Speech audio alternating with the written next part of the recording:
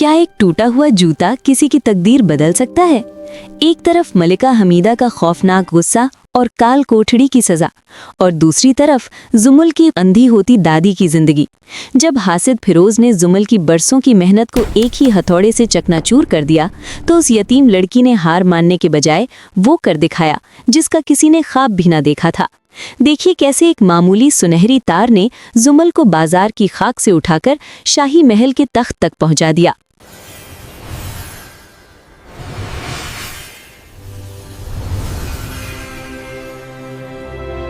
शहर के सबसे कदीम और गुंजान आबाद इलाके में, जहां हर वक्त लोगों का शोर और बाजार की रौनक रहती थी, वहां एक तंग और तारीक गली के आखिर में लकड़ी की बनी हुई एक छोटी सी पुरानी दुकान थी।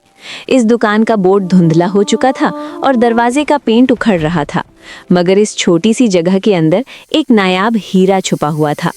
ये दुकान जमल नाम के एक यतीम और मेहनतकश लड़की की थी। जमल की उम्र अभी कच्ची थी, मुश्किल से 18 बरस, मगर गुर्बत की सख्तियों और जिम्मेदारियों के बोझ ने उसे वक्त से पहले समझदार और संजीदा बना दिया था। जमल अपनी बूढ़ी दादी के साथ शहर के किनारे एक छोटे से साफ सुथरे घर में रहती थी। उसकी दादी, जिन्होंने उसे माँ बाप के गुजरने के बाद पाल पोस कर बड़ा किया था, अब बहुत बीमार और कमज़ोर हो चुकी थीं। उनकी आंखों की रोशनी दिन ब दिन ख़त्म हो रही थी और डॉक्टर ने ऑपरेशन के लिए भारी रकम मांगी थी। घर में अक्सर खाने को सूखी रोटी और पानी के सिवा कुछ न होता था, मगर कुदरत ने जमल के हाथों में जूता साजी का वो जादू रखा था जो बड़े बड़े शाही कारीगरों के पास भी नहीं था। जमल रोज़ाना सुबह सवेरे सूरज निकलने से पहले उठती, अपनी दादी को नाश्ता देती, दवा खिलाती और फिर तेज कदमों से चलती हुई बाजार आती। वो दिन रात अपनी दुकान में बैठी चमड़े को काटती, सीती और पॉलिश करती थी। एक सर्द और ठिठुरती हुई शाम जब बाजार बंद हो रहा था और दुकानदार अपने शटर गिराकर घर जा रहे थे, जमल अभी भी अपनी दुकान के अंदर बैठी काम में मगन थी। दुकान में मिट्टी के तेल का दिया जल रहा था, जिसकी मध्यम रोशनी में जमल की उंगलियां तेजी से चल रही थीं। उसके हाथ जख्मों से चूर थे, उंगलियों पर सुइयां चुभने के निशान थे, मगर उसकी आंखों में थकावट के बजाय उम्मीद की चमक थी। उसके हाथ में जो जूता था वो मामूली चमड़े का नहीं लग रहा था।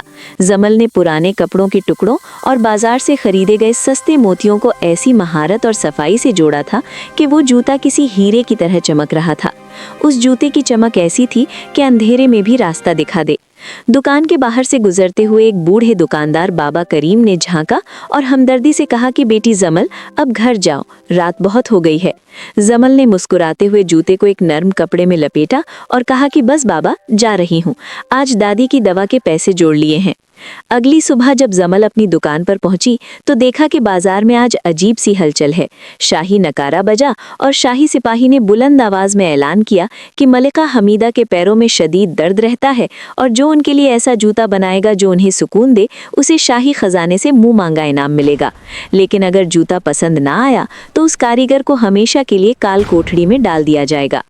मलिका हमीदा के नाम सुनते ही पूरे बाजार में खौफ की एक लहर दौड़ गई, मगर जमल के दिल में अपनी दादी का चेहरा आया जो दर्द से कराह रही थी। उसने सोचा कि मेरे पास खोने के लिए कुछ नहीं है, मगर अगर कामयाब हो गई तो दादी की आंखें वापस आ जाएंगी। जमल ने अपनी सारी जमा पूंजी निकाली और बाजार से बेहतरीन चमड़ा और सुनहरे धागे खरीद कर काम शुरू किया। दूसरी तरफ शाही मोची फिरोज, जो एक मक्कार और हासिद इंसान था, वो बहुत परेशान था। उसे जब पता चला कि जमल एक नायाब जूता बना रही है तो उसने हसद में एक खौफनाक मंसूबा बनाया। रात के वक्त जब बाजार सुनसान था, फिरोज ने जमल की दुकान का ताला तोड़ा और दाखिल हुआ। उसने मेज पर रखा वो नीला जूता उठाया और एक भारी हथौड़े से उसकी हील पर दे मारा। हील अलग हो गई और जूता खराब हो गया। फिरोज खुशी से वहां से भाग गया। सुबह जब जमल ने अपना टूटा हुआ जूता देखा तो उसकी दुनिया उजड़ गई। वो फर्श पर बैठकर फूट फूट कर रोने लगी, मगर फिर उसे अपनी दादी की एक बात याद आई कि जब सब कुछ टूट जाए तो रोना मत, अपने हुनर को नए तरीके से आजमाना। जमल ने फौरन अपने आंसू पोंछे। उसने अपनी जेब से वो बारीक सुनहरी तार निकाली जो वो हमेशा अपने पास रखती थी। उसने उस तार से टूटी हुई हील को इस तरह जोड़ा कि वो एक सुनहरी बेल लगने लगी।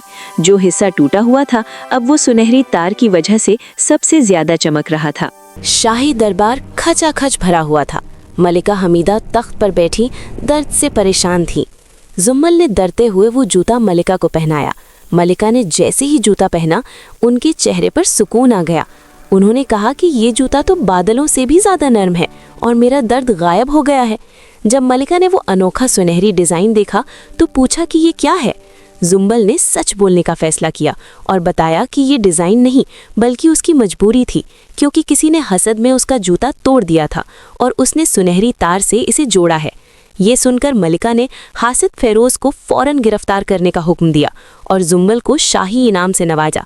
जुम्बल को महल की शाही मोची मुकर्रर किया गया और उसकी दादी का बेहतरीन इलाज करवाया गया, जिससे उनकी आंखों की रोशनी वापस आ गई।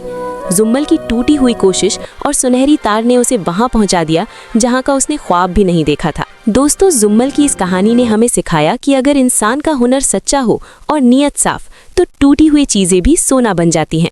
अगर आपको जुम्बल की ये हिम्मत और सुनहरी तार का मौजज़ा पसंद आया है तो इस वीडियो को लाइक करें और वंडर टेल्स उर्दू को सब्सक्राइब करना ना भूलें। कमेंट में हमें ज़रूर बताएं कि क्या आपने कभी अपनी मेहनत से किसी मुश्किल को आसानी में बदला है। आपके कमेंट्स हमारा हौसला बढ़ाते हैं।